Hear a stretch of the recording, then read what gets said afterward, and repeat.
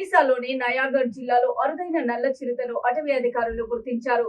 కూనను నోట కరుచుకుని సంచరిస్తున్న చిరుత చిత్రాలు ఆ ప్రాంతంలో అమర్చిన ట్రాప్ కెమెరాలకు చిక్కాయి. అటవీ సంరక్షణ ప్రిన్సిపల్ చీఫ్ ప్రేమ్ కుమార్ దీనికి సంబంధించిన చిత్రాలు, వీడియోలు సామాజిక మాధ్యమం ఎక్స్ లో పోస్ట్ చేశారు. తనకు పుట్టిన ఆ కూనను ఒక ప్రాంతం నుండి మరొక ప్రాంతానికి మార్చే సమయంలో ట్రాప్ కెమెరాలకు చిక్కిందని అటవీ శాఖ అధికారులు తెలిపారు. రాష్ట్రంలో ప్రస్తుతానికి 3 అటవీ డివిజన్ల పరిధిలో ఈ తరహా వన్యప్రాణులు ఉన్నట్లు అధికారులు తెలియజేశారు.